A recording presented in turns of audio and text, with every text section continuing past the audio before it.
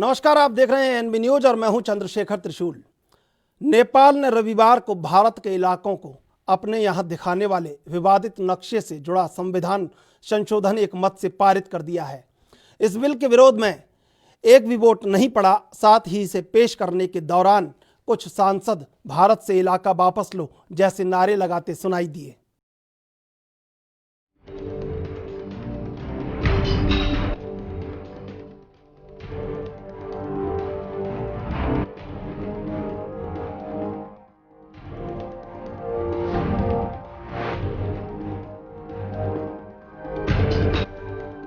नेपाल की संसद के अपर हाउस ने रविवार को भारत के इलाकों को नेपाल में दिखाने वाले विवादित नक्शे से जुड़ा संविधान संशोधन एक मत से पारित कर दिया।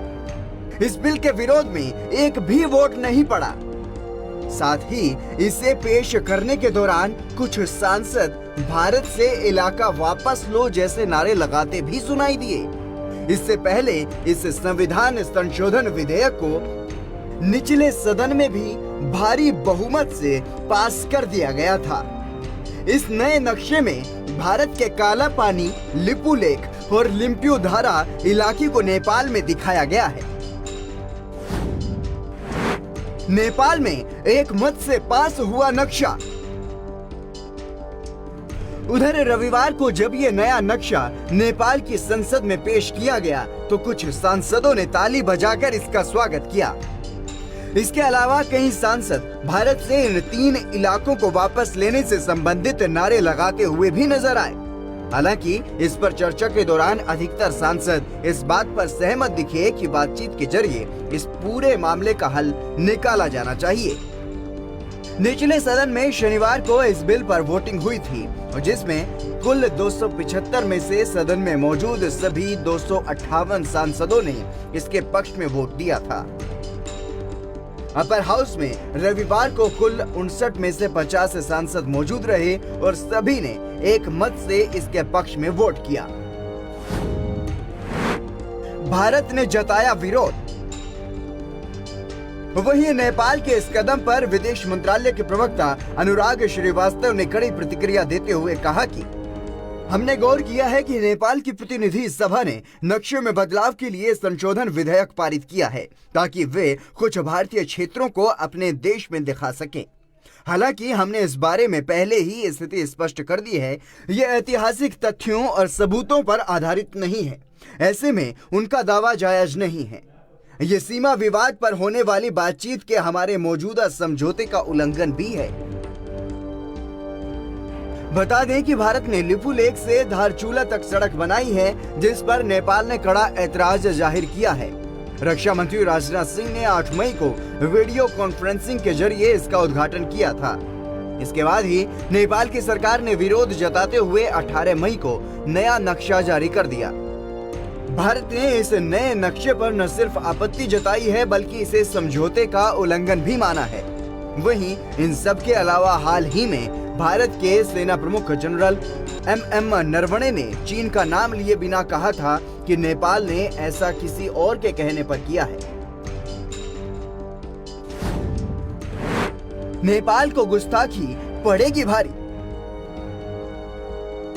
गौरतलब है कि चीनी राष्ट्रपति शी जिनपिंग ने पिछले साल भारत दौरे के बाद नेपाल का दौरा भी किया था और इस दौरे के बाद से ही नेपाल के तेवर बदले हुए हैं और मौजूदा समय में भी नेपाल भारत को जो अकड़ दिखा रहा है उसके पीछे भी चीन का ही हाथ है। लेकिन नेपाल शायद ये भूल रहा है कि चीन जब हांगकांग और तिब्बत का नहीं हुआ तो वो नेपाल का कहां से हो जाएगा।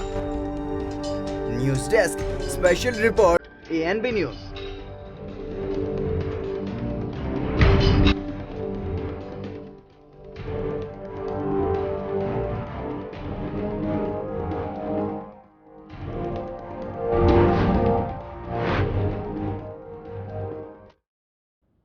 हम नेपाल से जाने कितनी मुद्दतों से दोस्ती निभा रहे हैं, लेकिन नेपाल लगातार चीन की बातों में आता है, भड़कता है और जिस भारत से उसके इतने गहरे संबंध हैं, इतने दोस्ताना संबंध हैं, सांस्कृतिक, पारंपरिक, साहित्यिक तमाम तरह के संबंध हैं, बावजूद इसके उन तमाम चीज़ों को ताक में रखकर नेपाल जब ऐसी हरकत करता है तो फिर दोस्त से ज़्यादा वो दुश्मन लगने लगता है।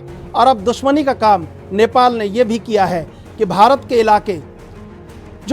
इलाके जो सोगाली संधि में वो आज से 200 साल पहले जिनके लिए कह चुका है कि इलाके भारत के हैं, बावजूद इसके उन सब चीज़ों को दरकिनार करते हुए लगातार अपनी हठधर्मिता पर अड़ा हुआ है। और हठधर्मिता के मामले में तमाम चीज़ों को पीछे छोड़कर उसने अपने दोनों सदनों में लिपुलेख, लिम्पियाधारा और कालापानी पर अपना नक्शा पास कर दिया है और कहीं ये बता दिया है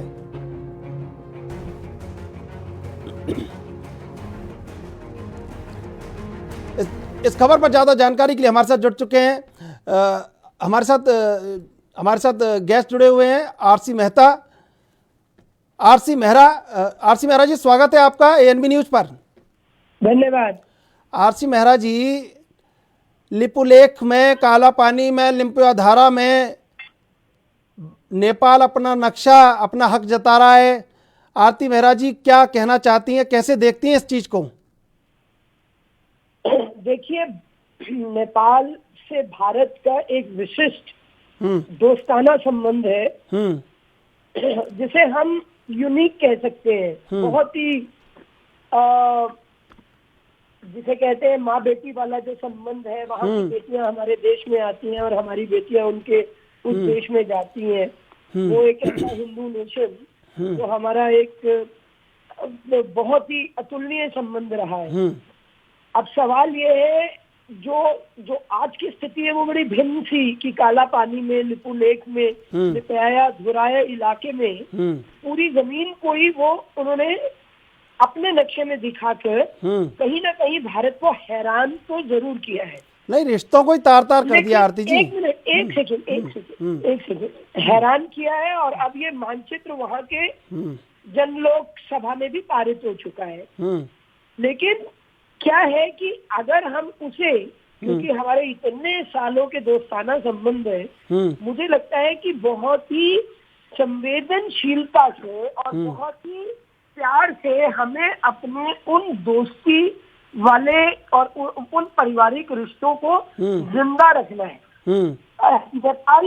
नेपाल जो है, मैं अभी ये भी नहीं कहूंगी कि चीन की इसमें किसी तरह की जरूर कोई ना कोई साजिश है, अभी मैं कुछ नहीं कहूंगी, क्योंकि ये हमारे रक्षा विशेषज्ञ और हमारी जो जांच एजेंसियां हैं उनको इस बात को देखना है। लेकिन आरती जी, नेपाल बहुत अच्छी तरह से जानता है कि भारत शांति और अहिंसा में विश्वास करता है, विस्तारवादी नहीं है। हम अपनी 1 इंच भूमि नहीं जाने देंगे और किसी की 1 इंच जमीन हम लेंगे नहीं। लेकिन नेपाल ने तो कह दिया है 1 इंच जमीन नहीं देंगे। हाँ जी, हम तो रिश्तों को निभा रहे हैं, उन्होंने कह दिया 1 इंच जमीन हम भी नहीं देंगे। नहीं, हमारी जमीन नहीं ले सकते, वो कोई नहीं ले सकता। अभी उन्होंने जिस तरह का जो भी कंफ्यूजन है, हमारे देश के जो डिफेंस मिनिस्टर है वो बहुत सजग है। मेरे देश की जो सारी की सारी सेनाएं हैं वो बहुत प्रबल है। हम मजबूत हैं और मजबूत लोग ही अहिंसा और प्यार कायम करते हैं। कमजोर नहीं है हम, और वो अच्छी तरह से जानते हैं।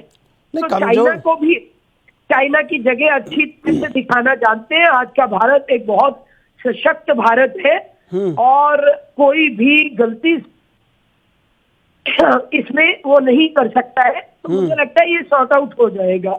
नहीं, ये कैसे शॉर्ट आउट होगा? नेपाल जैसा देश होगा, ये तो एजेंसियां करेंगी। आप ना तो अपने स्टूडियो में बैठ के करेंगे और ना मैं अपने। अरे तो आरती जी, जवाब तो देश को आपको देना पड़ेगा ना। भारतीय जनता पार्टी सत्ता पक्ष में है, आप कह रहे शॉर्ट आउट हो जाएगा, एजेंसियां शॉर्ट आउट करेगी, तो जनादेश दिया है। दिल्ली को बोलना चाहिए कि नेपाल ने 1816 में संधि की थी भारत से, सुगाली की संधि की थी, उसमें स्पष्ट रूप से लिख के दिया था। आप अगर आप ब्रिटिश एनसाइक्लोपीडिया को पढ़ेंगे तो उसमें लिखा हुआ है। ये कहने में कहाँ ऐतराज है?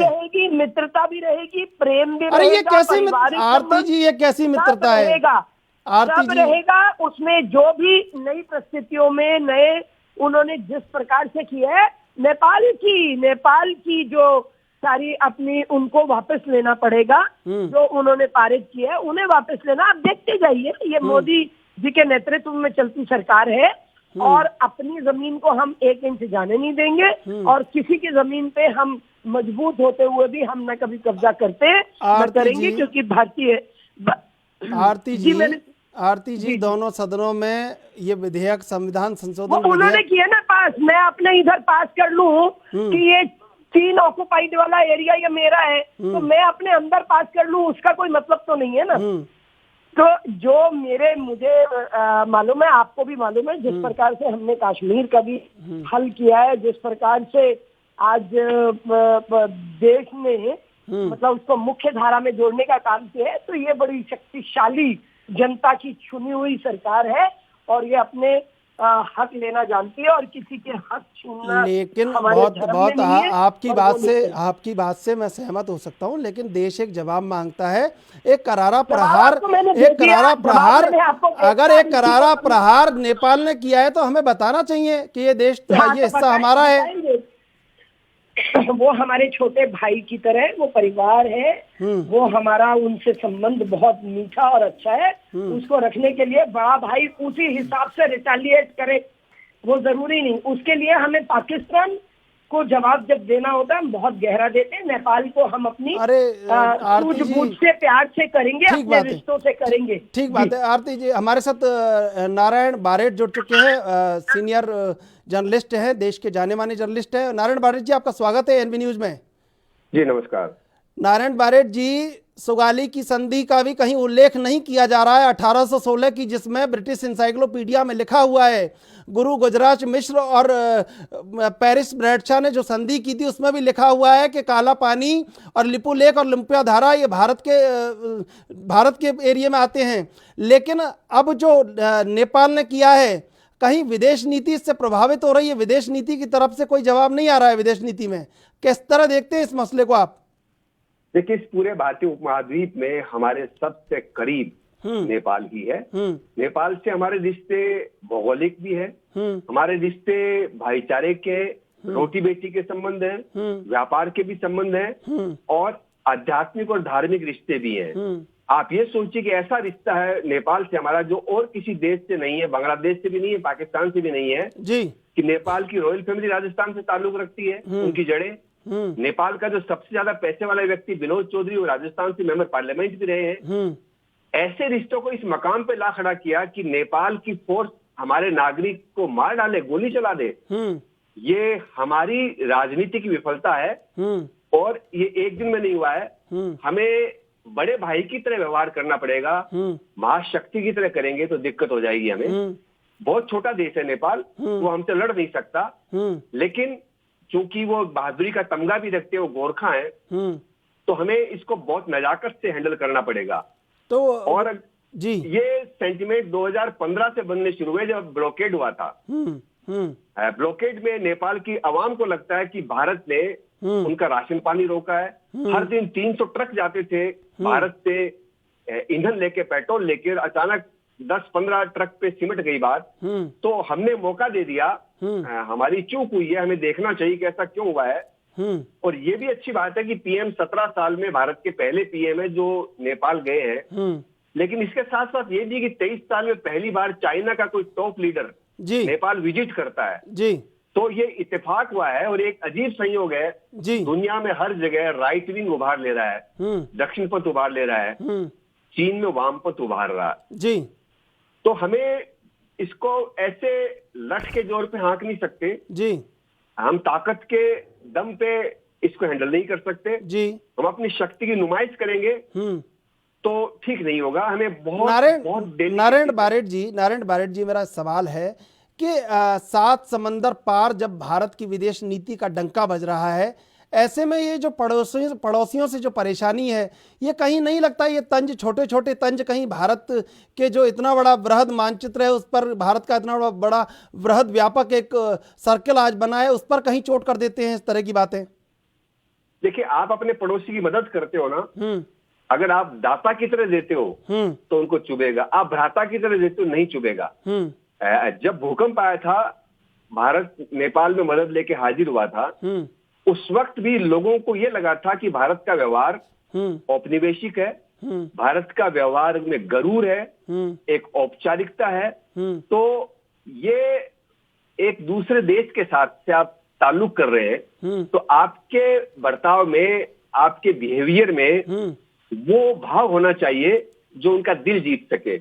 हमारा रिश्ता उनसे टूट नहीं सकता, बिल्कुल, क्योंकि कितने नेपाली यहाँ रह रहे हैं, कितने भारतीय वहां रह रहे हैं और शताब्दी से व्यापार कर रहे हैं। मैं राजस्थान की बात कर रहा हूँ, लेकिन यूपी का भी गोरखनाथ। ठीक है नारायण जी, मैं आरती मेहरा जी हमारे साथ जुड़ी हुई, उनको कहीं जाना है। आरती जी, आप एनबी के साथ जुड़ी, बहुत बहुत धन्यवाद आपका। नारायण बारेठ जी, ये जो तमाम चीज़ें चल रही हैं, ये जो तमाम अब एक विदेश नीति में कहीं जो खुद सेना को जवाब देना पड़ता है, कहीं एक दिल्ली से जो जवाब आना चाहिए मुंह तोड़, वो कहीं आने की उम्मीद है। वो नेपाल से भी, कहीं चीन से भी, कहीं पाकिस्तान को भी कहीं एक जवाब देना ज़रूरी है। तो वो जवाब कैसे दिया जाए, जवाब की परिभाषा क्या हो सकती है? क्योंकि आपने लंबे समय से पत्रकारिता की है और ऐसे मामलों में पत्रकारिता की है जहां बिल्कुल विशिष्ट मामलों में, राजनीतिक मामलों में, तो आप इसको बेहतरीन तरीके से बता सकते हैं कि आप क्या हल इसका हो सकता है? देखिए, इसमें तो हमें डिप्लोमेटिकली हैंडल करना पड़ेगा जी, क्योंकि नेपाल का अलग केस है, चाइना का अलग केस है, पाकिस्तान का अलग केस है। अगर आप इसको अपनी भुजाओं के बल पे ठीक करना चाहते हो तो अच्छा संदेश नहीं जाएगा। आप जीत सकते हैं, लेकिन आप उस जीत में भी हार शामिल हो जाएगी। हमें जवाब चाइना को देना है। हमारी बड़ी विफलता ये है कि हमको पता ही नहीं लगा कि हमारे नेपाल के रिश्ते इतने खराब हो गए हैं कि वहां की फोर्स अंधाधुंध गोली चला दे। और हमारे बीच में एक मधेसी भी है, जो नेपाल और भारत के बीच में एक समुदाय है, एक ज्योग्राफी है, वो भी हमारे को खटक रहा है हमारे रिश्तों के बीच में। तो भारत की बड़ी चूक हुई है नेपाल की जनता के जज्बात समझने में, जबकि नेपाल के काफी नेता हमारे यहाँ पड़े हुए हैं। बाबूराव भट्टाराई यहाँ पड़े हुए हैं। पूरा नेपाली कांग्रेस का आंदोलन राजशाही के खिलाफ भारत से चला है। ये सारे जो कोइराला लोग हैं, ये भारत से ताल्लुक रखते रहे हैं, आते जाते रहे हैं। तो आखिर हम क्या कर रहे थे? हमारा दूतावास है, हमारे लोग हैं वहां पे, हमारे पास इंटेलिजेंस इनपुट आता है। अब हमें बहुत ही बेहतरीन तरीके से काठमांडू को राजी करना पड़ेगा। हाँ, चाइना के प्रति हम अपनी ताकत को इस्तेमाल कर सकते हैं, क्योंकि हम कहते रहे हैं कि चाइना को समझना चाहिए कि हम 1962 वाला भारत नहीं है। जी, नारायण बारेठ जी हमारे साथ आरबी उपाध्याय, विदेश मामलों के जानकार लाइव जुड़े हुए हैं, उनसे सवाल लेना चाहिए। आरबी उपाध्याय जी, स्वागत है आपका एनबी न्यूज पर। जी धन्यवाद जी। आरबी उपाध्याय जी, जो आज रिश्तों में तल्खी आई है, बड़े भाई और छोटे भाई का संबंध कहीं खतरे में पड़ गया है, और वो छोटा भाई जिस तरह अब लगातार इस तरह की हरकत कर रहा है, अब वो किसके कहने पर नहीं कर रहा है, किसके कहने पर कर रहा है, लेकिन ये कहीं राजनीतिक और विदेश मामलों में असफलता का प्रतीक भी है। आप किस तरह देखते हैं इसको? देखिए, डेफिनेटली ये कहीं ना कहीं भी राजनीतिक विफलता, बहुत बड़ी विफलता है। अदरवाइज एक रोड बन रहा था, तब तक उन्होंने कोई ऑब्जेक्शन नहीं किया। डिप्लोमेटिक लेवल पर या आधिकारिक स्तर पर जो बातचीत होनी थी वो नहीं हुई। उसके रीजन थे कि जो नेपाल में जो नेपाल के मामले देख रहे थे, उनका रिटायरमेंट नजदीक था, तो उन्होंने ज्यादा उस पर तवज्जो नहीं दिया। और फिर उसके बाद एक नया व्यक्ति आता है तो उसे समझने में कुछ समय लगता है।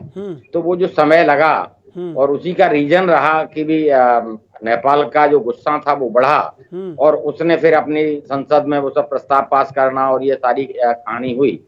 देखिए, नेपाल का और हमारा जो रिश्ता है वो बिल्कुल स्वाभाविक रिश्ता है।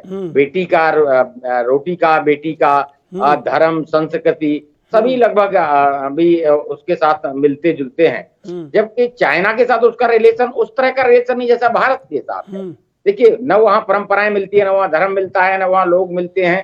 तो कहीं ना कहीं एक आधिकारिक स्तर पर जो चूक हुई है वो अभी भी, अगर देखिए चाइना के मामले में हम भी डायलॉग कर रहे हैं, वहाँ कई हम मीटिंग कर चुके हैं अभी मिलिट्री लेवल पर, लेकिन नेपाल के साथ हमारा अभी कोई टॉक शुरू, कोई बातचीत या वार्तालाप शुरू नहीं हुआ है। तो ये डेफिनेटली नाकामयाबी है, इसको मैं बिल्कुल मानता हूं, और सरकार को मानना चाहिए और पहल करनी चाहिए कि भी राजनीतिक पहल की भी जो भी नेता है आपस में वहां बात करें और जो मसला है उसको सुलझाएं। जी आरबी उपाध्याय जी, नेपाल के और चीन के संबंध कब गहरे हो गए, कब भारत और नेपाल दूर हो गए, तो ये भी तो एक निगरानी रखनी चाहिए थी, लेकिन इस निगरानी में भी कहीं चूक हुई है।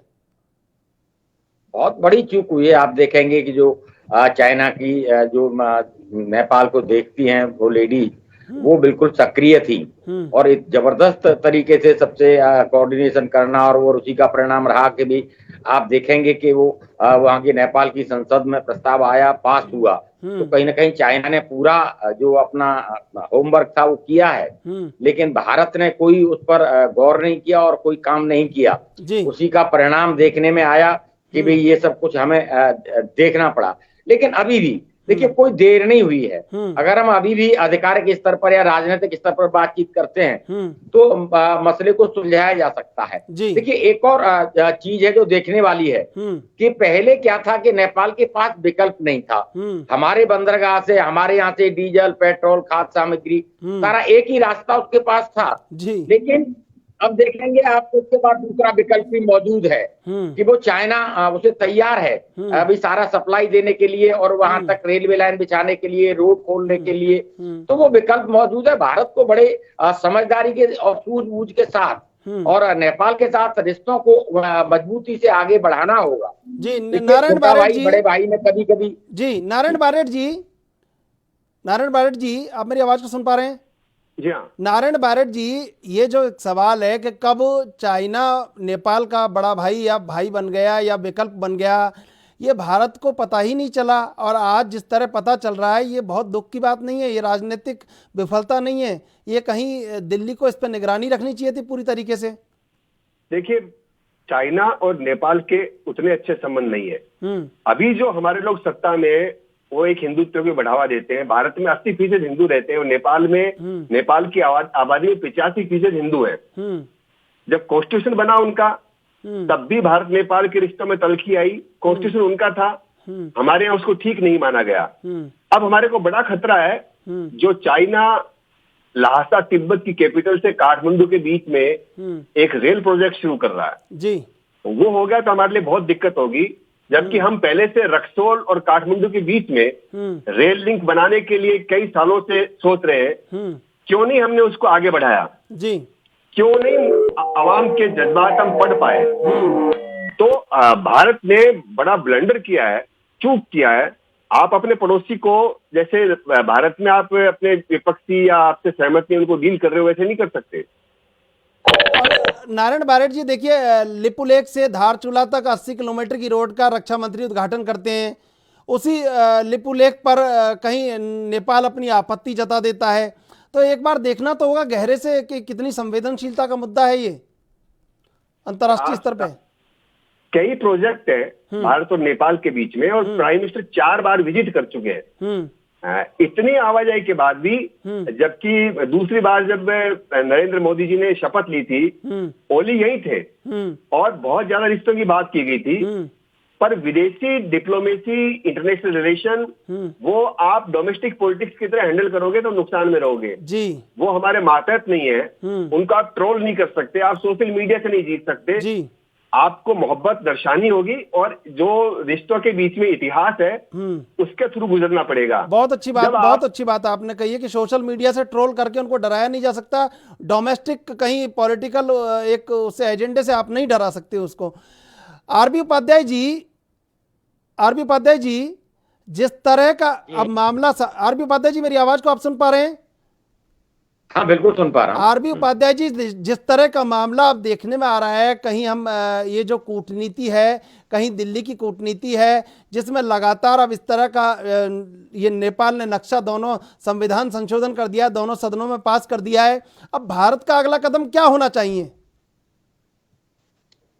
देखिए भारत को जो रिश्ते हैं इन पर आगे बढ़ना चाहिए, जो एक स्वाभाविक और नेचुरल उस पर आधारित है। हमारा धर्म और धार्मिक मंदिर, ये सब चीजें जुड़ी हुई है ना, हमारी जो साझा विरासत है उसमें और मजबूती लाने की जरूरत है। और देखिए बहुत ज्यादा बरीड होने की जरूरत नहीं है। देखिए जो हमारा लिपलेट से जो रोड बनाया हुआ है वो हिंदुस्तान के उसमें है, ऑक्यूपाई हिंदुस्तान का, हिंदुस्तान की पोस्टें हैं, तो वहाँ कोई बहुत बड़ा चेंज नहीं आना है। जो जहाँ पर काबिज होता है वो उस जगह को नहीं छोड़ता है कहीं पर भी। अंतर्राष्ट्रीय बॉर्डर पर आपने देखा हो, चाहे वो चाइना है, चाहे वो हिंदुस्तान है, चाहे वो नेपाल है। लेकिन देखिए हम उसे जो हल्के में ले रहे हैं उतना हल्के में हमें नहीं लेना चाहिए। हमें मानना चाहिए कि भी कहीं ना कहीं जो एक हमारी विदेश नीति का एक बहुत बड़ा चूक इस मामले में है। और देखिए पहले क्या था, मैं फिर भी कहता हूँ कि ऑप्शन नहीं था, आज उसके पास ऑप्शन चाइना के रूप में मौजूद है। और नेपाल ये देखता है चाइना एक आर्थिक शक्ति भी है, भारत के पास तो आर्थिक शक्ति इतनी मजबूत नहीं है, तो भारत की लिमिटेशंस हैं। ये बात अलग है कि जब देखिए वहां भूकंप आया था तो भारत ही था जो सबसे पहले अपना हाथ बढ़ा के और बड़े भाई की भूमिका में वहां पहुंचा, रिहेबिलिटेशन किया और जितना भी जरूरी सामान था वो सब मुहैया कराया, जबकि कोई भी देश वहां पर इतनी मुस्तैदी से नहीं खड़ा था। लेकिन इस समय जो एक कहीं ना कहीं जो दूरी बढ़ी है या जो वैमनस्य पैदा हुआ है, इसको खत्म करने की अधिकार के लेवल पर भी और राजनीतिक लेवल पर भी जरूरत है। और जरूरत है कि भाई जिस तरह से हम चाइना के साथ डायलॉग कर रहे हैं, मीटिंगें कर रहे हैं, तो नेपाल के साथ भी हम बैठे और उनकी बात को सुने और उनकी जो ग्रीवेंस है उसको बिल्कुल एक संतोषजनक तरीके से उनके दूर किया जाए।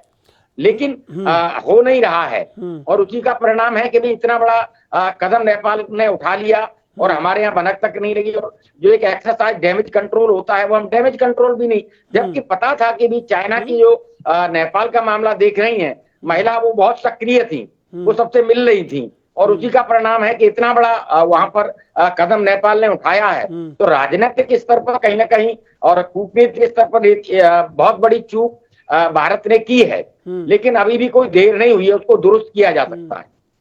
जी नारायण बारेट जी, नारायण बारेट जी, जिस तरह अब हालात हैं, आगे समाधान इसका क्या हो सकता है?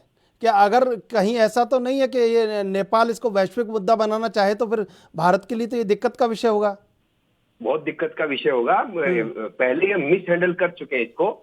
चलिए मान लिया कि केपी ओली अभी पीएम है, उसके पहले शेर बहादुर देउबा थे, उस समय हमारे रिश्ते खराब थे। जब हमने ब्लॉकेज किया था, हालांकि भारत इनकार करता है, पर नेपाल में ये आम धारणा है कि भारत ने 2015 में भूकंप के बाद हमारे पे ये ब्लॉकेज डाला और उससे हमारे जज्बात मजरू हुए हैं। अगर मैं कहना चाहूं कि यहाँ एक डॉक्टर उद्धव है जो जेएनयू में पढ़े हुए हैं, उन्होंने उस समय भारत से पूछा था कि क्या एक बड़े भाई का रिश्ता इसी तरह का होता है अपने पड़ोसी के साथ में, आप क्या कर रहे हैं? तो ये जो भावनाएं बनी है, इसमें एक पार्ट ये भी है, चीन उकसा रहा है, लेकिन हमें सावधान रहना चाहिए, चीन तो उकसाएगा उनको।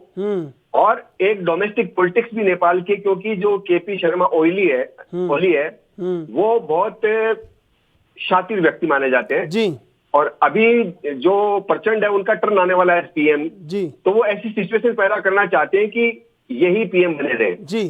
तो ऐसी स्थिति में लाभ मिलता है जी, बिल्कुल। पर आप सोचिए, ये खंडन होता है कि दुनिया में दक्षिणपंथ बढ़ रहा है, नेपाल में वामपंथ बढ़ रहा है जी। आरबी उपाध्याय जी, अब आगे समाधान का मार्ग क्या होगा भारत के पास अगर वैश्विक मुद्दा बनता है? तो यही सवाल आपसे पूछ रहा हूं।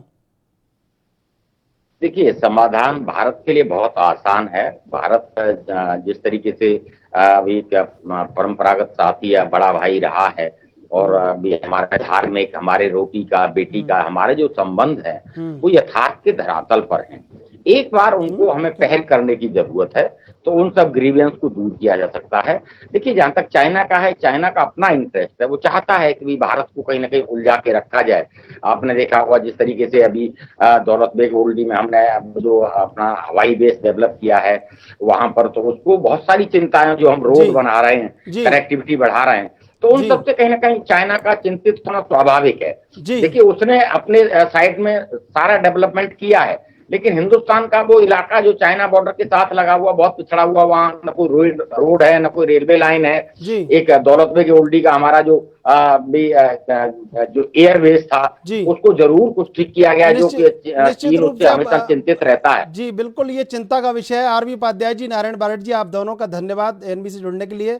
नेपाल जो कर रहा है, भारत को उसका जवाब बहुत धीरज से और सहजता से देना होगा, जब ही रिश्ते कायम रह पाएंगे। बहरहाल अब रिश्तों में जो तल्खी आई है उसको वो कैसे दूर होगी, ये देखना होगा। आप देखते रहिए एनबी न्यूज।